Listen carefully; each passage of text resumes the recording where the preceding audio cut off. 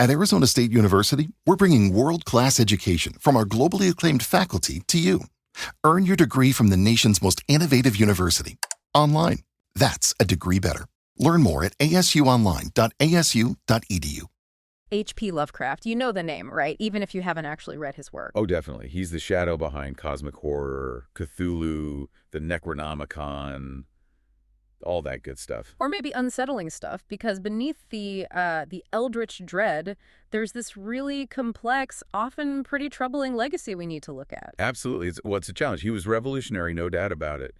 But his personal views, they cast this long, uncomfortable shadow. And that's exactly the tension, isn't it? That's what we're diving into today. Not just his incredible contributions to horror, but also, well, the glaring, uncomfortable truth about his racism. Right? And how those two things, the art and the prejudice, kind of intertwine with his famous creations, like the Necronomicon and the whole Cthulhu mythos. So our mission, basically, is to unpack all that, explore how his life, his views shaped this groundbreaking art, and maybe figure out what that means for us reading him today.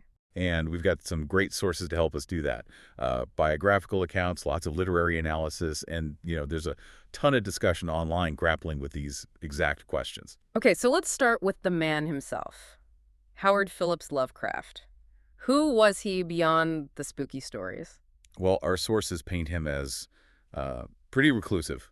Born in Providence, Rhode Island, 1890, passed away relatively young, 1937. And he wasn't exactly a star student or rolling in cash, was he? No, not at all. Never finished high school. And yeah, made very little money from his writing during his lifetime, which is kind of ironic now. Wild. But despite that obscurity then, his impact on horror, it was huge. Yeah. Revolutionary, really. Completely. Before Lovecraft, you mostly had, Victorian and Gothic horror. I think Edgar Allan Poe, Bram Stoker. Right, like ghosts, vampires, things you could sort of understand, even if they were scary. Evils with a clear shape, maybe even a moral code you could react against. Exactly. Lovecraft introduced something fundamentally different, something much more terrifying, I think. Which was the idea that the universe isn't just filled with evil things, but with beings and forces so immense, so alien, they're completely indifferent to us. indifferent. That's the key word, isn't it? Not necessarily evil, just uncaring. Precisely. It Yeah. shifts horror from, like, a clear moral battle to something that just unsettles you deeply. It emphasizes how utterly tiny and insignificant humanity is. It's not just a monster under the bed. It's the entire cosmos doesn't care if you live or die. That's existentially terrifying. And that's how he really transformed the genre. Yeah. Moving beyond standard monsters to something way more psychological, more existential. Which leads us to this philosophy he developed, right? Cosmicism. Yeah, cosmicism. That's the core of it. It basically says there's no divine presence, no God watching out for us. Humans are just specks, particularly insignificant in the grand cosmic scale. So the main theme is our fear of that insignificance, the fear of the cosmic void, as you put it. That's a huge part of it. In his stories, people don't usually go mad from encountering, like, pure evil in the traditional sense. What drives them mad then? It's the realization, the sudden crushing understanding of their own powerlessness, the meaninglessness of it all when faced with these vast ancient forces. So knowledge is actually dangerous in his world. Absolutely. It leads to disaster. One critic called it a gnosis of damnation. The more you learn, the more horrifying the truth becomes, and it breaks you. We've touched on his, incredible imagination and influence, but now we have to pivot to the other side, the really difficult part. Right.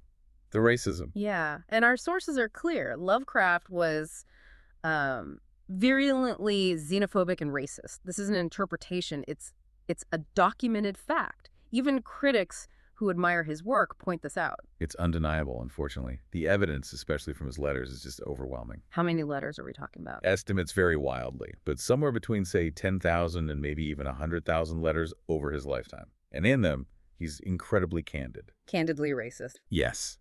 Expressing deep contempt for Jewish people, black people, immigrants, anyone not like his idealized Anglo-Saxon type. He had this intense fear of miscegenation or race mixing. It gets pretty explicit, doesn't it? The sources mention some really shocking examples. Extremely. There's a 1934 letter where he actually praises Southerners for using extra legal measures such as lynching to maintain racial segregation. He literally wrote, "Anything is better than the mongrelization, which would mean the hopeless deterioration of a great nation." Wow. That's stark. And there was the name of his cat, too. Yes, his cat was named N-Word Man. And he wrote a truly vile poem back in 1912 on the creation of N-word, portraying black people as subhuman beasts. It's hard to hear. And this wasn't just confined to his private letters. It bled into his published work, too. Regrettably, yes. Yeah. The Horror at Red Hook from 1925 is often cited. It's seen as overtly anti-immigrant. Well, it describes these cult members as, quote, blackest and most vicious criminals and unclassified slant-eyed folk. He writes, they could all have been deported. It even mentions an Arab with a hatefully negroid mouth. Just blatant. And other stories, too. Yeah, the pattern continues. The Shadow over Innsmouth deals heavily with the horror of discovering mixed ancestry, a clear anti-miscegenation theme. Facts concerning the late Arthur German. The protagonist kills himself when he finds out an ancestor was an ape. Again, playing on those sorts of racial purity fears. The street. Described as a pretty blatant anti-immigrant allegory. And Medusa's coil. That one involves a black woman passing as white. Yeah. And the reveal is treated as this moment of ultimate horror. So, yeah, it's woven in there. Now, you often hear the argument, well, he was just a product of his time, pointing to widespread bigotry, eugenics, things like Birth of a Nation being popular then. That argument definitely comes up. And it's true, the era was rife with prejudice. And how does that hold up? Was he typical for his time or more extreme? Well, prominent Lovecraft scholars like S.T. Joshi argue pretty strongly that Lovecraft was exceptionally racist, even by the standards of the early 20th century. So worse than average, even for back then. That's the argument. There's even an account, though it's apparently disputed or hard to verify, that Robert E. Howard Conan's creator, a contemporary, actually asked Lovecraft in letters to maybe tone down the racism a bit. Wow, if even Robert E. Howard is telling you to chill. Right. It suggests Lovecraft was perhaps an outlier. However, there's also nuance here. Okay. Some accounts suggest that towards the very end of his life, he might have started to mellow out a bit. How so? Apparently, after he traveled more, socialized more, he even married Sonia Green, who was Jewish. Some sources say he showed signs of regret, became a little more open-minded. But he died young, at 46. Exactly. So whatever potential change might have been happening was cut short. Which leaves us with this huge, messy question, doesn't it? The whole art versus artist debate. Can you, or should you, separate Lovecraft's brilliant, influential fiction from his repulsive views? It's the central question with Lovecraft, really. And there are strong feelings on both sides. What's the argument for separating them? People argue, the stories themselves aren't guilty. He's long dead, so reading him isn't financially supporting his views. Reading horror doesn't make you a racist. You can acknowledge the flaws, but still appreciate the genius. They might compare him to other artists with problematic histories or views. Okay. And the argument against separating, or at least for always acknowledging the connection. The counter is that his racism wasn't incidental. It was arguably integral to his worldview, and it fundamentally informs the type of horror he wrote: fear of the unknown, fear of the other, fear of degeneration. So ignoring it misses something crucial about the work itself. That's the idea. Some argue confronting it makes you a better reader, a more critical thinker, and importantly, it's much harder for readers from the groups Lovecraft targeted to just overlook it. Ignoring it feels like whitewashing history. It forces you to think about where the darkness in the stories comes from. Precisely. Does it taint the work? Or did it, in some twisted way, fuel its power? Yeah. It's complicated. And this whole debate led to a tangible outcome, remember? The World Fantasy Award. Exactly. In 2015, they changed the trophy, which used to be a bust of Lovecraft, specifically because of his racist legacy. A major statement. Okay, so bearing all that complexity in mind, let's dive into the actual universe he created, the Cthulhu mythos. Yeah. What exactly is it? So the Cthulhu mythos is basically this shared fictional universe. It started with Lovecraft's stories, but many, many other writers have added to it over the years. Collaborative nightmare. You could say that. It's a universe filled with these ancient, super powerful, godlike beings, the great old ones, the outer gods. And the key thing, most of them are utterly indifferent to humanity. There's that indifference again. And didn't you mention Lovecraft himself didn't even call it the Cthulhu mythos? That's right. Kind of funny, isn't it? The term was actually coined later by August Derleth, another writer in his circle. Lovecraft just wrote the stories. So what are the core rules or ideas of this universe? Rule 1. The universe is vast, ancient, and fundamentally uncaring. Rule 2. Humans are cosmically insignificant. Just specks of dust, really. Not exactly uplifting stuff. Not at all. Rule 3. finding out too much about these cosmic entities or their forbidden knowledge usually leads to madness or death. Because our little human brains just can't handle the truth. Pretty much. The horror isn't usually about intentional evil, though some entities are definitely malevolent. It's more about the sheer crushing indifference. They operate on a scale where human morality, good and evil, it's just completely irrelevant. Okay, so who are the big names on the cosmic horror roster? Well, Cthulhu is the most famous, obviously. This massive tentacled entity trapped sleeping in the sunken city of Arlaia, deep in the Pacific. Waiting for the stars to be right. Exactly. And even asleep. He influences human dreams, driving artists and sensitive people mad. Yog-Sothoth is another big one. Kind of exists outside of time and space, knows everything. Nyarlathotep is interesting. He's like a messenger or avatar of the outer gods. Often appears in human-like forms, even as an Egyptian pharaoh sometimes, and seems to actively enjoy messing with humanity. So some are actively malevolent. Oh, yeah.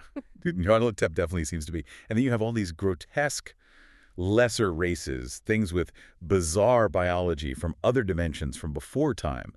It's a whole horrifying ecosystem. And central to accessing or maybe unleashing a lot of this horror is the Necronomicon, probably the most famous book that never actually existed. Absolutely iconic. Within the lore, it's the forbidden grimoire. Where did Lovecraft say it came from? He created this whole backstory for it, penned supposedly by Abdul al-Hazred, the mad Arab, in Yemen, way back in the 8th century AD. And the original title wasn't Necronomicon. No, he called it Al-Azif, which Lovecraft said referred to like the weird nocturnal sounds of insects in the desert, sounds people associated with demons howling, spooky stuff. And Al-Hazred himself didn't meet a happy end, did he? Definitely not. The story goes he was devoured alive in broad daylight by an invisible monster right in the public square in Damascus.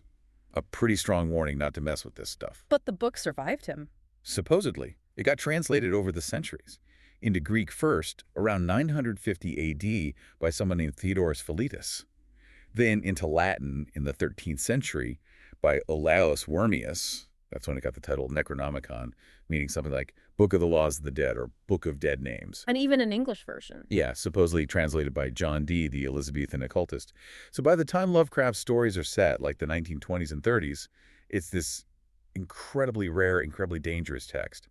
Where would you even find it? Hidden away in restricted sections of libraries, like at the fictional Miskatonic University in Arkham, or maybe in secretive private collections. You really have to seek it out, and that's usually a bad idea. So what's in this book that makes it so dangerous? It's basically packed with forbidden lore, detailed writings on how to summon the great old ones and outer gods, Cthulhu, Yog-Sothoth, Nyarlathotep. Like recipes for cosmic disaster. Pretty much. It's got complex rituals, spells for opening gates to other dimensions, communicating with alien beings across space and time. But it's not just a grimoire, right? It has warnings. Oh yeah, lots of dire warnings. Misuse this knowledge, and you're looking at madness, death, or worse.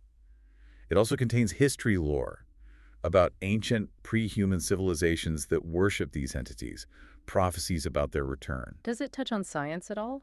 Kind of pseudoscience, theories that challenge conventional physics and biology, blurring that line between magic and really advanced, horrifying science. Okay, so we know what it is in theory. How does it actually function in some of his key stories? Let's start with the Call of Cthulhu. In Call of Cthulhu, its role is actually quite indirect, but still crucial. The main character, Thurston, finds disturbing references to it in his dead great-uncle's notes. So it's not like he's reading spells from it. No, it's more like a breadcrumb trail. It offers clues about the Cthulhu cults, hints at the terrifying reality they worship. Its power there is really in his reputation, the idea of the forbidden truths it holds, rather than its direct use.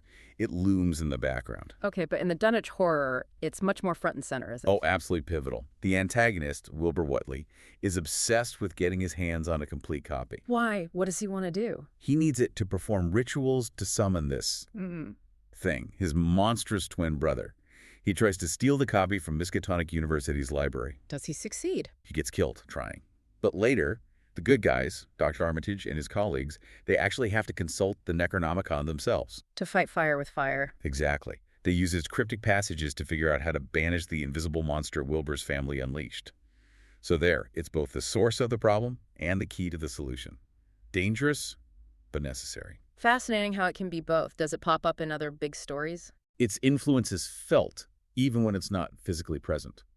In stories like At the Mountains of Madness or The Shadow over Innsmouth, even if the book itself isn't there, the knowledge it represents the ancient beings, the forbidden lore, it permeates the atmosphere. Its shadow, you could say, looms large. So pulling back, the Necronomicon isn't just a cool, scary prop. It represents something deeper about Lovecraft's whole worldview. Definitely. Symbolically, it represents forbidden knowledge itself. It's kind of an anti-enlightenment symbol, right? Where knowledge doesn't lead to progress and empowerment, but to dread, madness, and realizing your own insignificance. It embodies that cosmic horror we talked about. Perfectly. It highlights humanity's smallness against these vast and different forces. It's also a critique of human hubris, the drive to know everything, regardless of the cost. Characters who delve too deep into the Necronomicon almost always meet a terrible end. And it taps into that basic fear of the unknown, what's hidden. Exactly.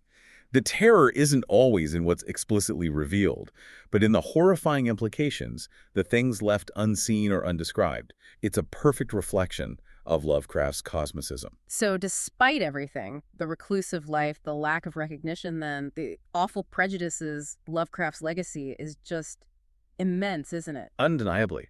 His impact on horror, on speculative fiction in general, it's profound. He basically created the blueprint for cosmic horror as a subgenre. And it goes way beyond books. Oh, absolutely. Films, TV shows, comics, video games, even music.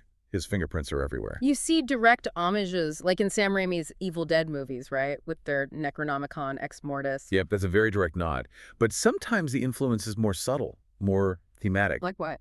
Well, think about the lineage from the Strugatsky brothers' novel Roadside Picnic to Tarkovsky's film Stalker, and then more recently Alex Garland's film Annihilation. None of those are Lovecraft stories, though. No, not direct adaptations at all.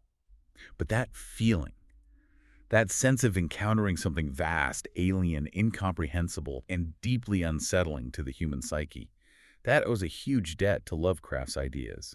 It's Lovecraftian dread, even without Cthulhu showing up. But adapting Lovecraft directly seems really hard. A lot of the movies don't quite capture it, do they? It's notoriously difficult. Filmmakers often stumble because they focus too much on, well, the monsters. Yeah. The visual spectacle, the big monster goes big approach, as you said earlier. And that misses the point. Often, yeah. Because the real horror in Lovecraft is often psychological. It's the ambiguity, the paranoia, the slow crumbling of the character's sanity as they glimpse the horrifying truth. That feeling is incredibly hard to put on screen effectively. And his characters aren't always the most dynamic, are they? They're often scholars or antiquarians just finding stuff out and getting freaked out. Exactly. They're frequently narrators, describing horrors they've witnessed or read about. There's often limited emotional range, which is tricky for film.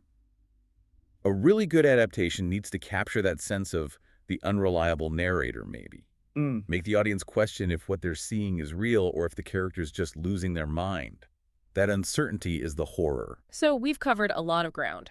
Journeyed through Lovecraft's world, the groundbreaking cosmic horror, the magnetic dread of the Necronomicon. But also stared unflinchingly at that shadow, the undeniable, deeply ingrained racism and xenophobia. He really is such a complex figure, isn't he? This recluse whose own fears somehow fuel this entire literary movement, but whose personal bigotry, as our sources make clear, we just can't ignore or excuse. No, you can't. He was shaped by his time, yes, but also seemed to hold views extreme even then. Yet, despite those flaws, he fundamentally changed the landscape of horror fiction. It's a legacy we're still grappling with, still interpreting. And Lovecraft himself, he warned us, didn't he? About seeking forbidden knowledge, about truths that could shatter our whole understanding of the universe, our place in it. He absolutely did. That fear of knowing too much is central to his work. Which kind of leads to a final, maybe unsettling thought for today. In our own time, with the internet, constant information, global connection, are we maybe, in a way, opening our own kinds of Necronomicons? Interesting question. What do you mean? Are we constantly confronting new realities, new information, maybe scientific discoveries, or even just the sheer scale of global problems that challenge our sense of control, our sanity, maybe reveal our own insignificance in ways Lovecraft could only imagine? So what truths are we unearthing today, you're asking? Truths that might lead to our own modern form of cosmic dread? Yeah. Something to think about, isn't it? What forbidden knowledge are we seeking, and what might the cost be?